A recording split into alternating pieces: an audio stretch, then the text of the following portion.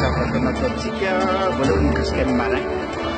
Ny marin izay efa hitantsika fa kafasairana satria magnenjika n'ilay centimestre vao afaka misy ny avantage hoan'ny izay hita fa tsy draka mihitsy.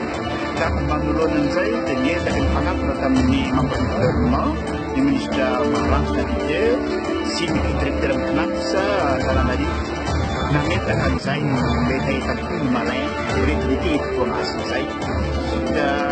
Ny CNAPS moa efa nilaza fa andefa proposition de projet de loi eo anevo ny antenera-pirenena ampizin'izay centimètre zay ho 60 mètre mba azahoan'ny desiny maro zay avantage zay.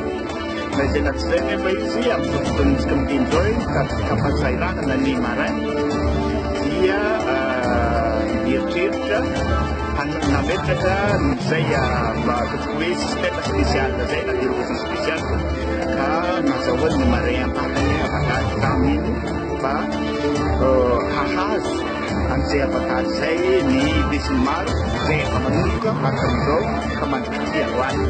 Ka isorana fifanjakana, isorana ny ministèren'ny porte, isorana ny CNAPS amin'izay ezaka izay. Ny faharoa mikasika ny fitsaram-bahoaka izay fatapirenena ozy izy ny volana hoe tahaka isaky kongolo ambara hita tsy ambara hita dia manoloana an'izay izy ny solafim-bahoaka dia mandeha fa tsy makasitraka ny fitsaram-bahoaka.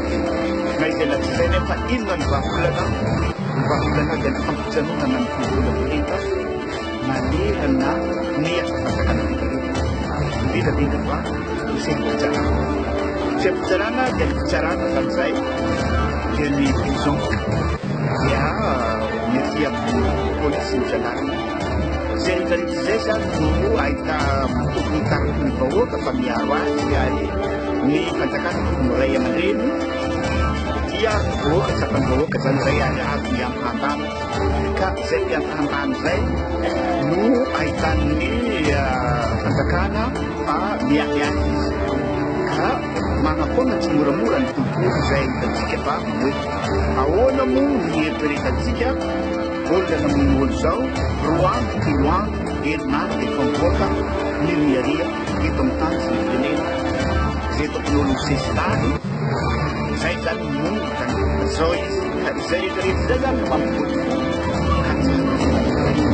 zay na tsy zay nefa ray aman-dreny ny fanjakana za mino fa handeha ndraiky azazy fa atsika miteny Madagasikara dia manodidina zana tobakivany sady marary fanifofona fitsara-bahoaka eto Madagasikara.